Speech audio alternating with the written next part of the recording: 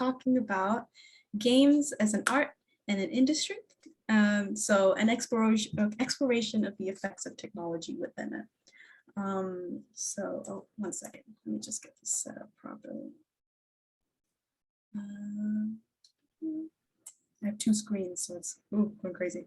Okay, so first off, what will we be talking about today? So I want to first off introduce games to you guys, because I know some people don't play games. So just introduce like the industry, what it is, and how it is in the current state that it is. And then secondly, we'll be talking about why I'm talking about games. So we're still seeing the title slide. Do you intend for Oh, really?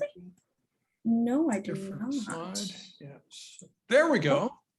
Yeah. Oh, okay. So now it looks like we're on slide 3. Yeah, that looks like slide 2. Is that cool? Yeah. Okay, cool. Okay, cool. All right.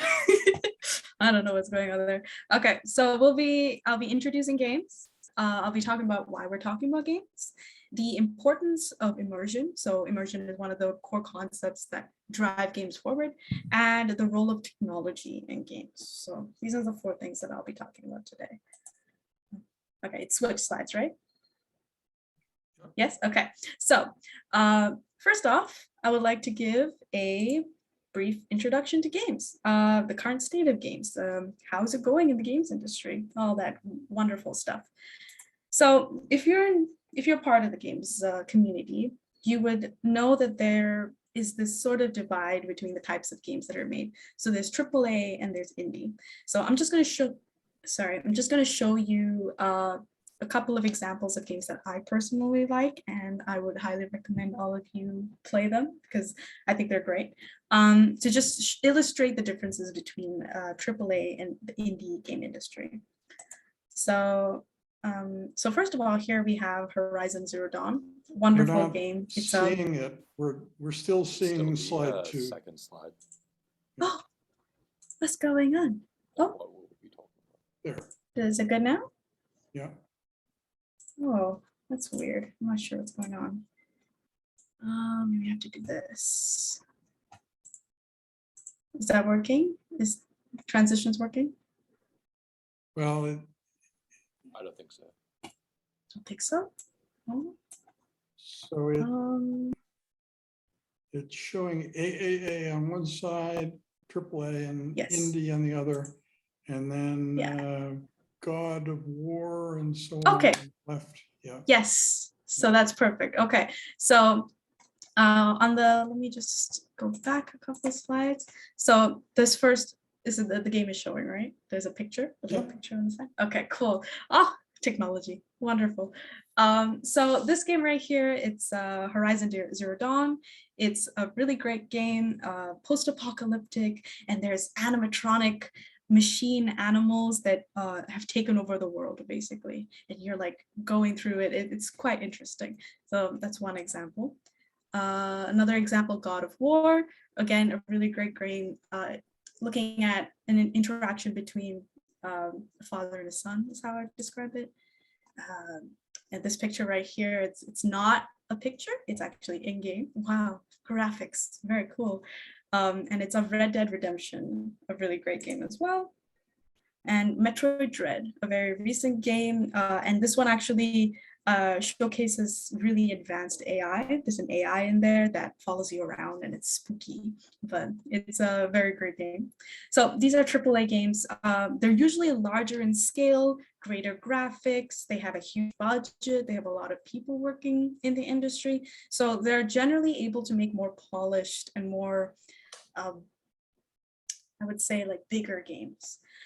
And then if we go to the indie sphere, so here's one game called Spiritfarer. It's actually, it's a great game, and it's about processing death. So you're a little girl and you have a boat and you're acting as like a transporter for spirits, trying to help them move on in the afterlife. It's a wonderful experience. And then here we have Hollow Knight. It's actually the game that got me into the games industry. This is why I want to be a game designer potentially in the future. It's a great game, wonderful art, wonderful music, just amazing.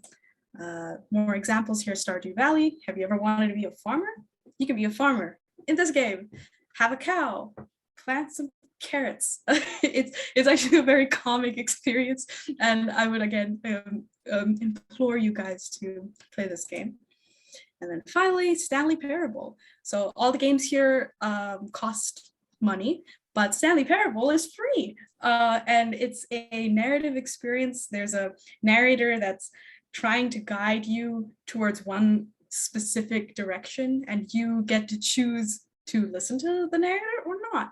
And it's kind of like a philosophical, crazy adventure. It's wonderful. It's great. Highly recommend.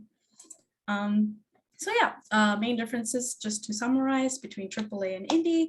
So AAA, larger teams, larger budget, access to immense amounts of data from the players, and they are usually hesitant to take risks. And this makes sense because they're actually, they need to balance making the game while also making money, because they invest so much money into the graphics, the team, the design. So it costs a lot. So they kind of need to do those kinds of things. And then indie, you actually get like smaller teams, lower budgets.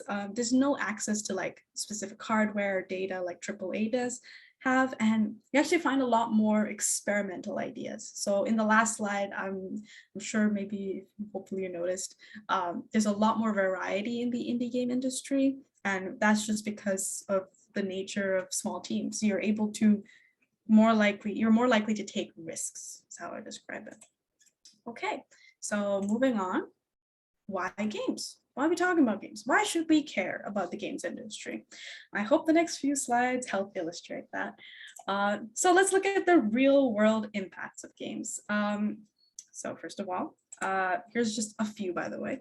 So the DSM-5, this was, I think, before 2016, they officially included internet gaming disorder as a mental illness. So the DSM-5 is used to classify or help practitioners classify mental illnesses, and internet gaming is now one of them. So it's kind of become a little bit of an issue in that sense.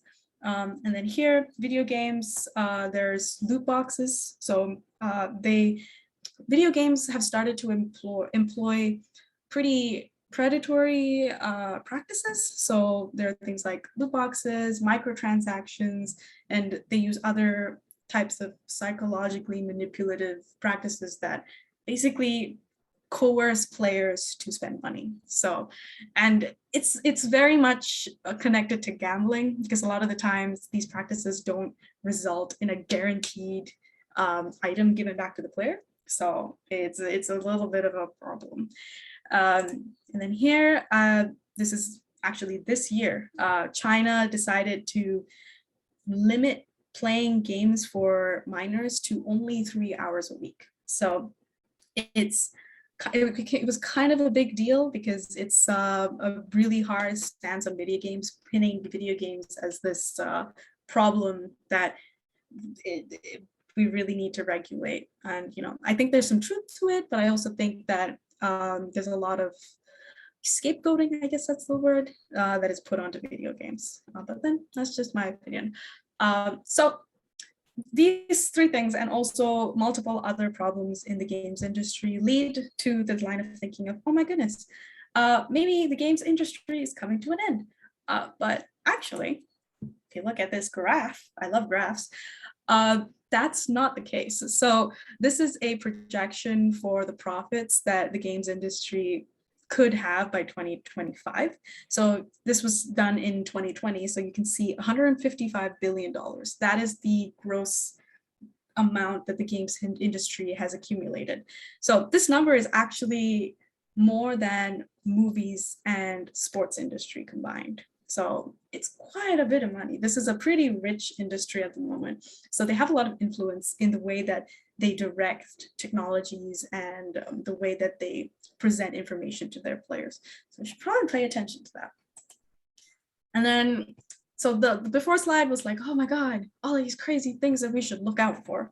But let's look at some pretty cool things that games have done to help society and technology as a whole. So at the top left, that is a screenshot taken from a demo done for a new game engine. It's called Unreal Engine 5. So it is a screenshot. Again, it's not a real life photo. It is all simulated. Everything is, there's this triangle technology. Wow, every single, if you zoom in, you can zoom in pretty to very pretty detailed extent to see like the textures on the rocks. And there's this interesting lighting mechanic as well to help creators and game designers develop like really realistic game environments. So it's really cool. And then on the bottom right, we have Beat Saber. So Beat Saber, I'm sure Shauna mentioned, it's a game that does, it's in VR, and it does VR really well. So you're standing in space and you have these two lightsaber swords and you're going at it, having fun. It's really great, really immersive, and really puts players into a really fun state. So these are achievements on their in themselves, I would say. But let's look at how these technologies have helped outside of games. So here you can see for the Unreal Engine part of things. Architects have actually started using Unreal Engine to prototype their different designs. So what's really cool is that it's not only a prototyping tool, but you can also simulate physics in Unreal Engine. You can simulate weather patterns. You can simulate different soil textures.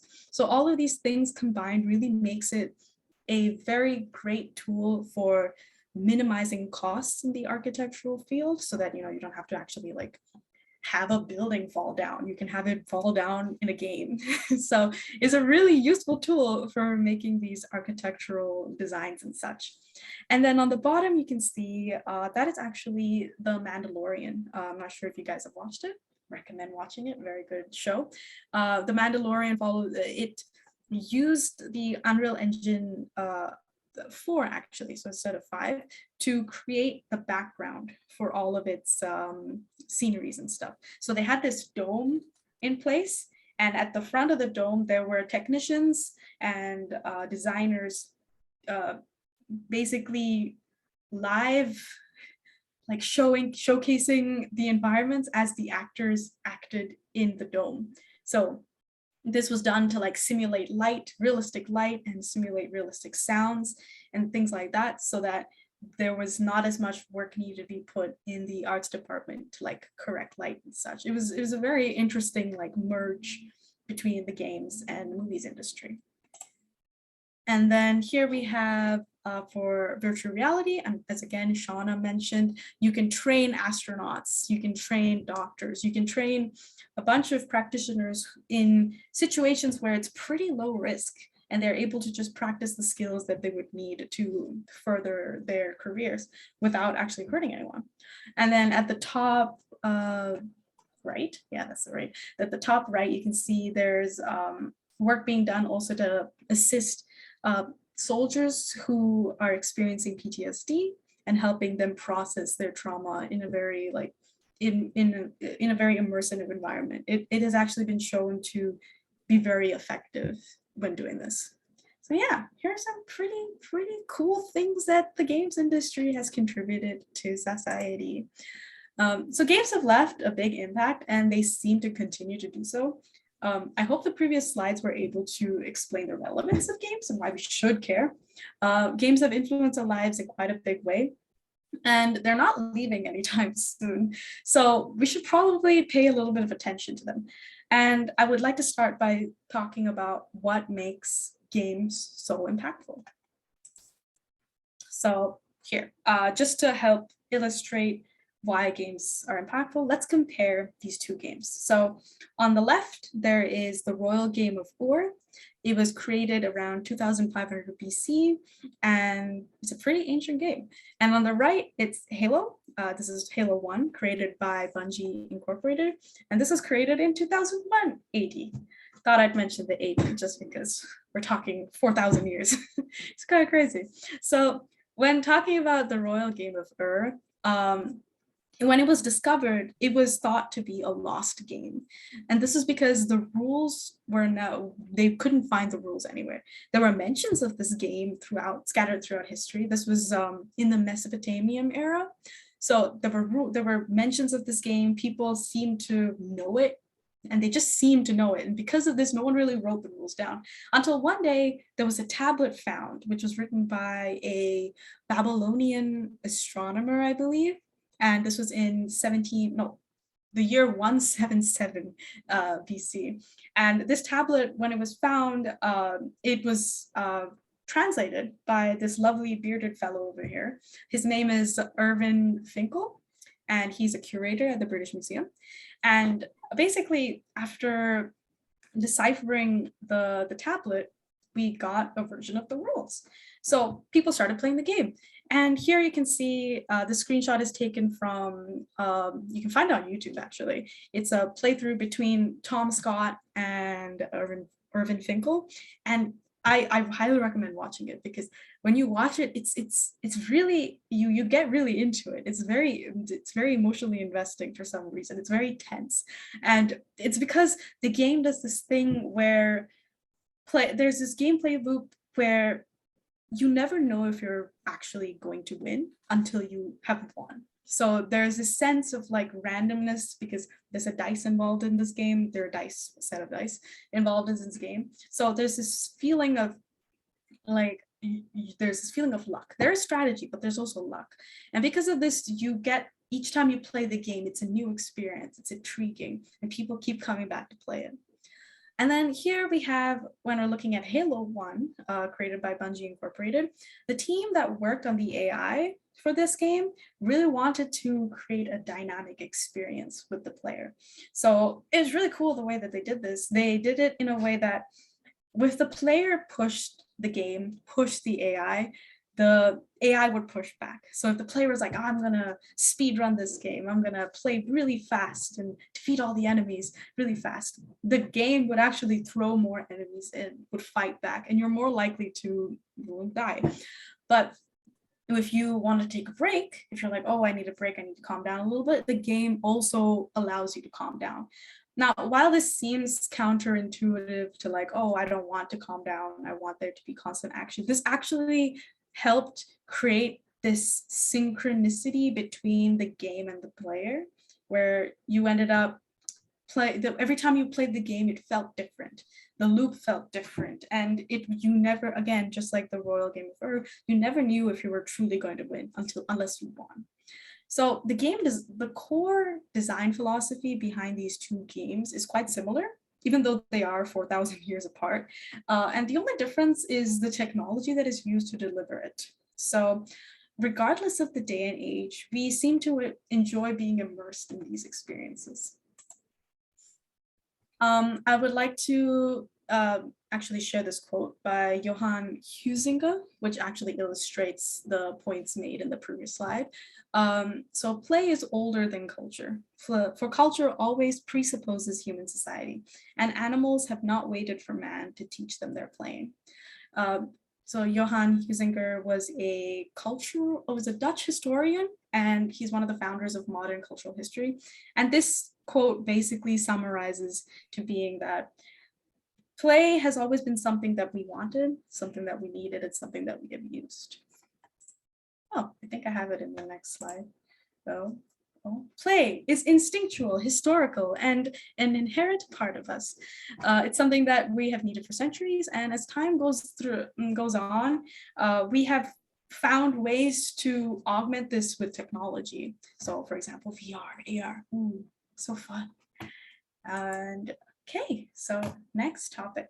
So we've talked about play and why it's an instinctual part of us, but now let's talk about immersion and how these two are intrinsically connected. So immersion and play are pretty, I think,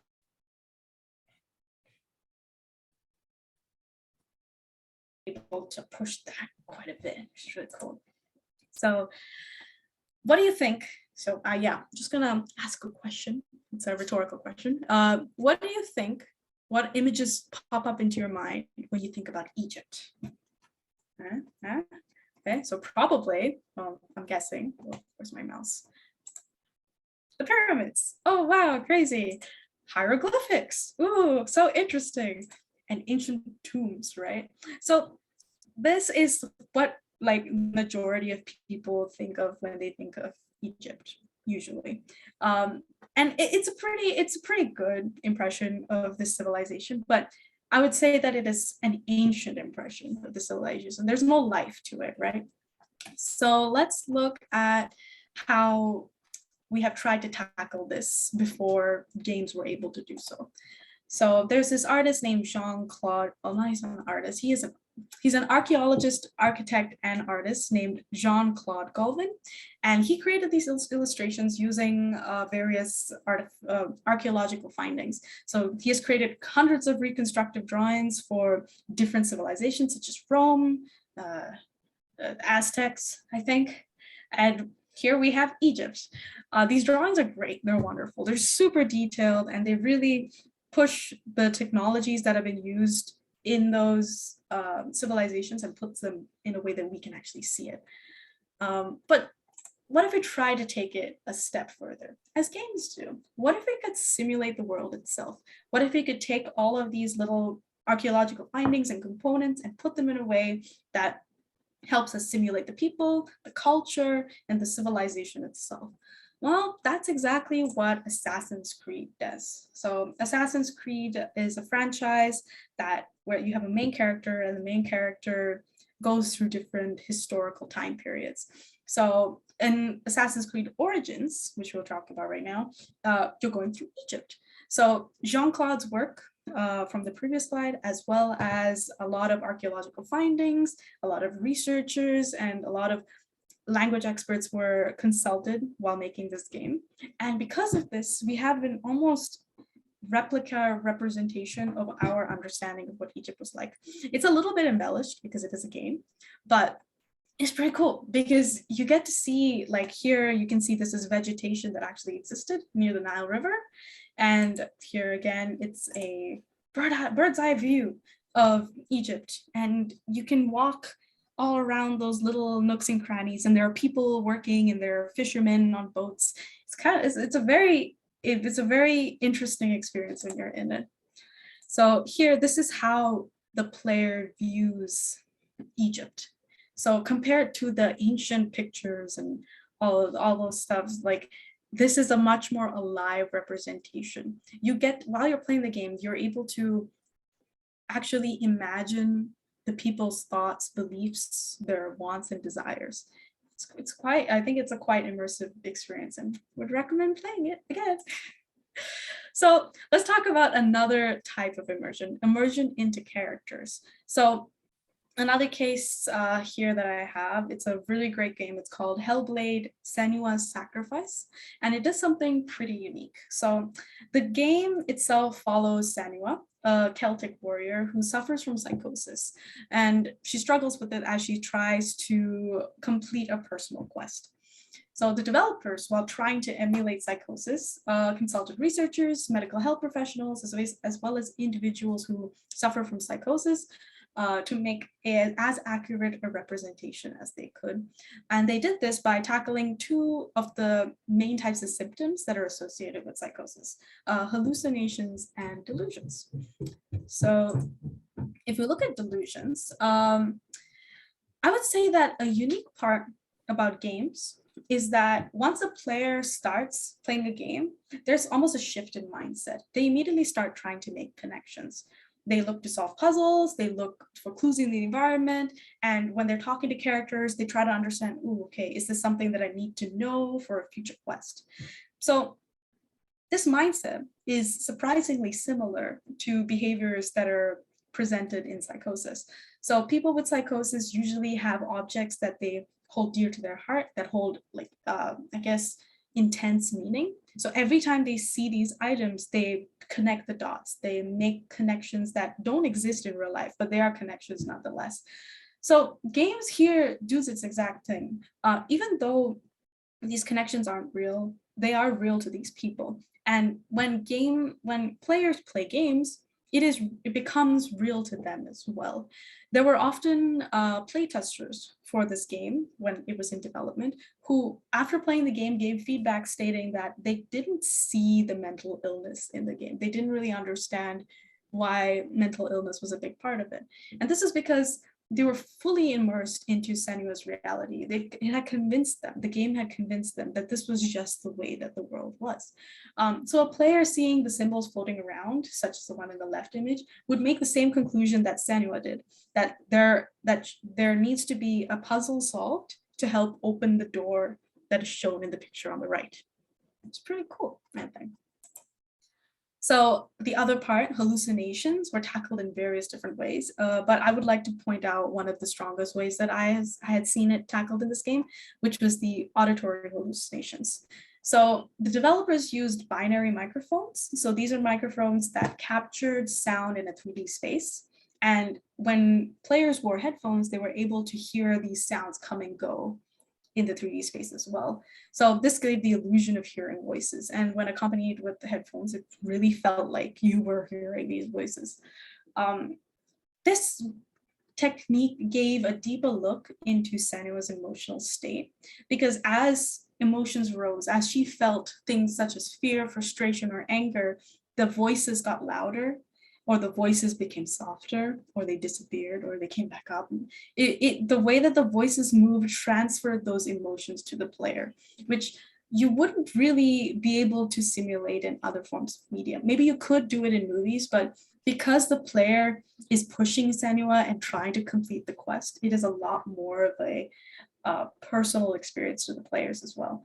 I really wish I could show you a video, but I actually thought about not doing that, specifically because I think if I show you a video, it removes from the experience. And again, try to play the game. I know they're expensive though. So maybe watch a playthrough. It's a really great game. So the unique strengths of games lies within its immersive and interactive capabilities, right? So it has always been this way. The more immersive the medium is, the more immersed and interested and invested a player gets.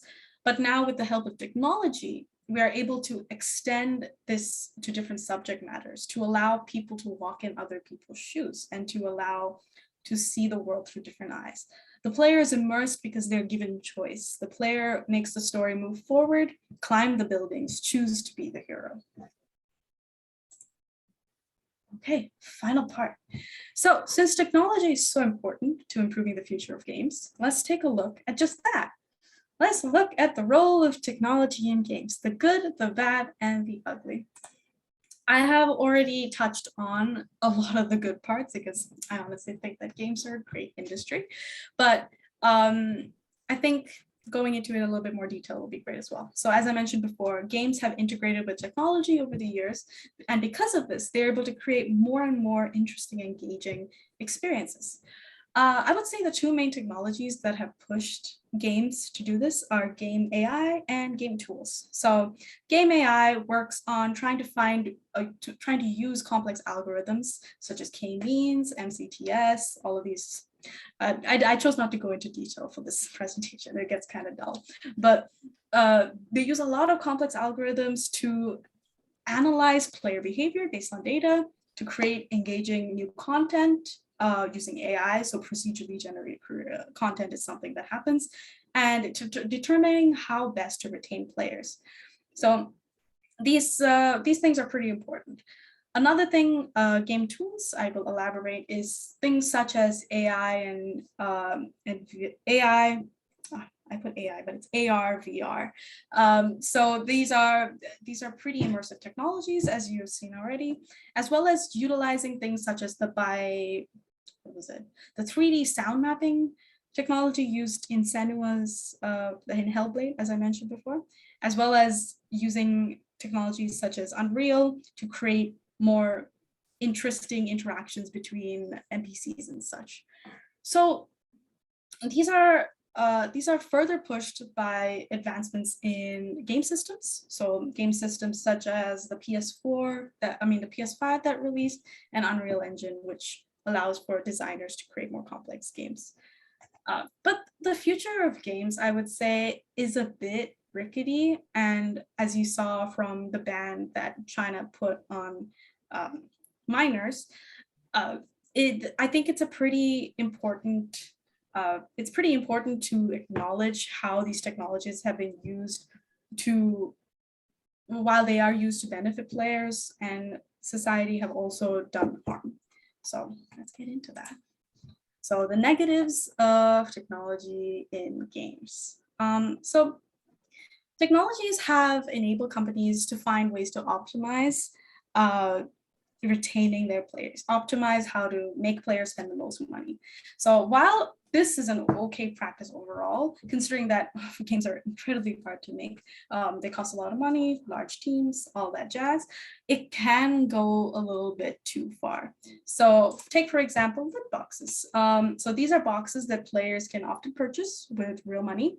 And these boxes often act as a parallel to gambling. And the reason why I say this is because when the player purchases a box, the box itself usually has a pretty low chance at giving anything substantial. So the player may spend $20 to get 24 loot boxes and get only one item that is actually worth their time. So because of this, it mimics a variable reinforcement schedule. And yeah, here it is. And as you can see over here, variable reinforcement schedules has the most number of responses. It retains players as much as possible. So companies utilize this technique of loot boxes and also things like microtransactions to retain their players as much as possible, which actually ends up not being a great thing, because sometimes games are marketed towards minors or children who just don't have the capability to say no or understand how to say no. So it can be a little bit of a problem. And then these, so these, as I mentioned already, these tactics are used in pretty popular games and games that are involved, who have a large player base that are children, such as Fortnite and Genshin Impact. So it's a little bit questionable. So I just wanted to state some closing thoughts before I end my presentation. So the games I mentioned today are all games that I love and provide deep and thoughtful and thought-provoking experiences to their players. But the power games have to provide experiences sometimes that leads to players being emotionally invested. And this emotional investment can be taken advantage of, which is what the questionable part and the ethics part of why we should even consider these kinds of games to begin with. So the potential of games in education, promoting social interactions, and helping us understand different perspectives can be realized, but we really need to carefully approach games because the impact that they have on players is pretty immense. And yeah, that is my presentation. Thank you so much. Any questions? Yeah, well, you already know I was going to ask this question. Now, Taryn featured philosopher Alan Watts. Alan Watts had 3 sons who are still living and making money on his ideas, but he died in 1973. Now, in 2018, a video game was made with Alan Watts clips and quotes and so on, called the Everything Game.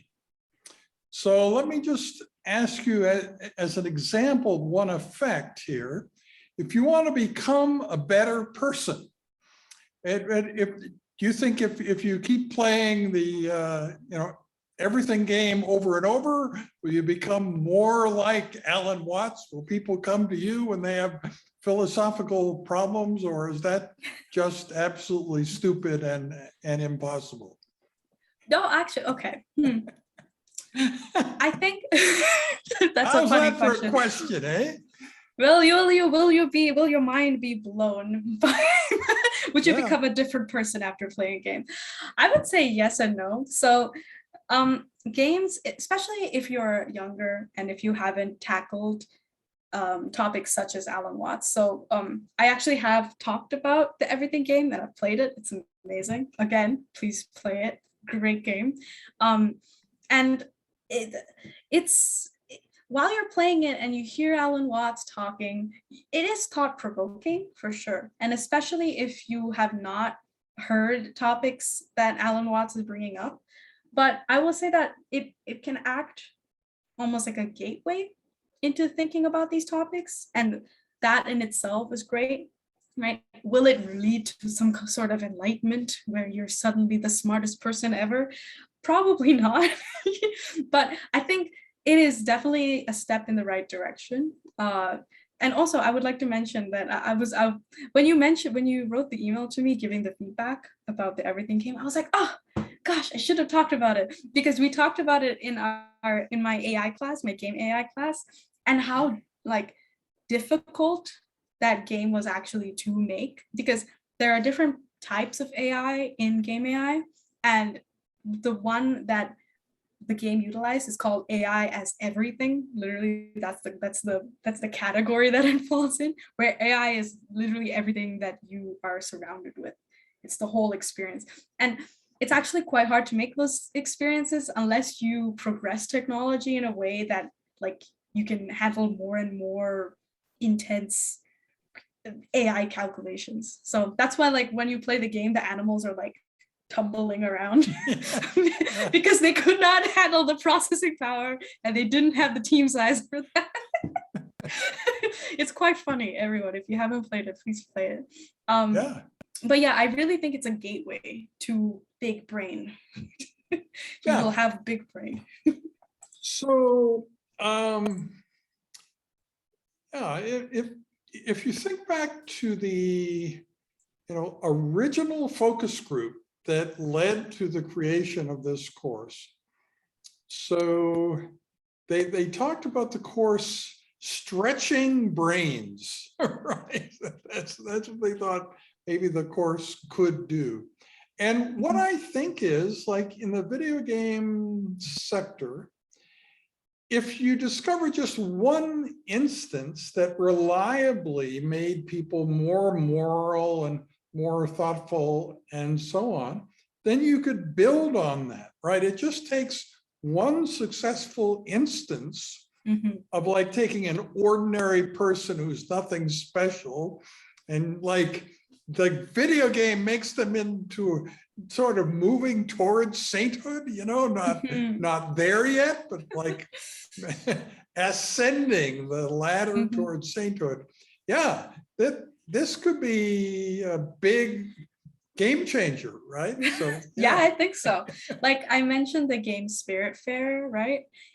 So it really helps, like while I was playing it anyway, it really helped to have this gateway into exploring the concept of death and how like moving on is, and how like processing someone leaving you, and how having that framed in a more positive light and in a light of acceptance really like it, like that kind of concept could really like do you understand what I'm saying? Maybe like when I was playing it, I cried a lot as each character I had to like let them move on. I cried so much, but like you also realize that these characters need to move on, and that it is something that it's not healthy to hold on to them. You're holding on to an image of who they are. So like games like that they make your brain think in a different way. It convinces you rather than tells you, because someone can tell you to, oh yeah, process death, but when you actually have to do it, it really rewires something in there. Now, what about moments beyond what humans are currently capable of? Like, AlphaGo, the moves that AlphaGo made that no human had ever made that are so beautiful and so on. Don't you think that eventually video games might possibly be able to transition our human thinking where we could actually understand, higher level machine thinking, so that we would get why it is that AlphaGo created these beautiful gameplay instances, Yeah, okay. So I think to answer that question, I will go back to talking how I mentioned AAA games and indie games.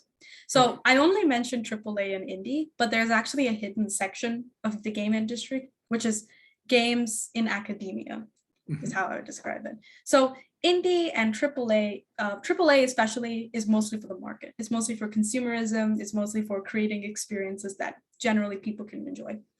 Indie tries to push the limits, but they're still trying to make money, right? But academia, they tend to push the limits. So there have been like simulations of like, they just put a bunch of AI together and watched as the AI broke the game and tried to, how do I say it? Tried to solve the problems that the humans were throwing at them. So the AI actively kept breaking the game again and again. So like just seeing how things interact. Oh, maybe I can share that video somehow. It's a great video. But I think academia is trying to do that.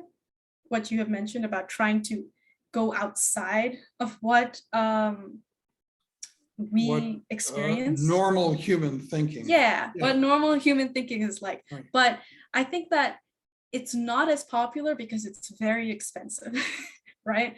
So unfortunately, we live in a capitalistic society where people need to make money. And I don't blame anyone for doing that, right? But it does limit us to making experiences that are more palatable to the general audience versus like academia. If we could have more push towards academic games and studying academic games, I think like there would be a lot of like crazy, interesting things that show up. Right.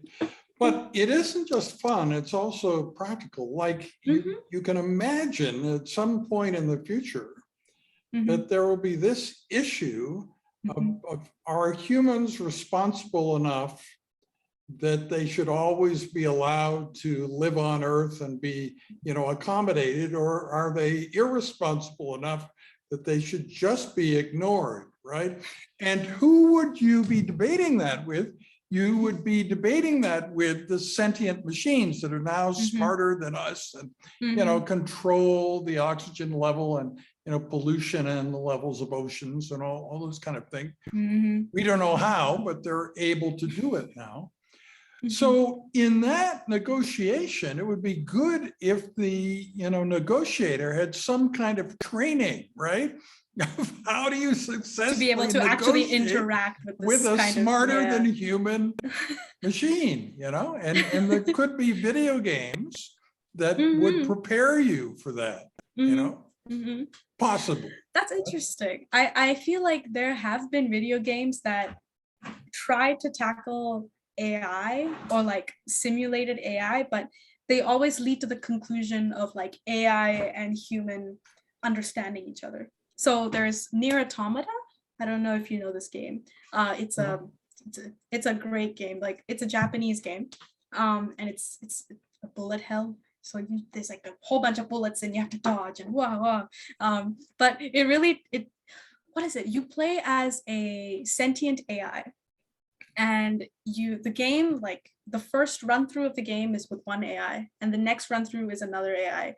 And I think there's around 3 different AIs that you play as, and humans have gone extinct. I think they've gone extinct. There might be like small populations, but they're mostly gone. And then you kind of explore philosophical ideas from the framework of an AI. But again, this is like from the perspective of a human because a human created the game. But like, I think there have been attempts, but I feel like if we could research AI and create this sort of like simulation AI and then use that as a reference point and create a game, that would be more accurate. But Nier Automata is another game that, again, should play it or watch it. But again, it's expensive, so I understand. Okay, yeah.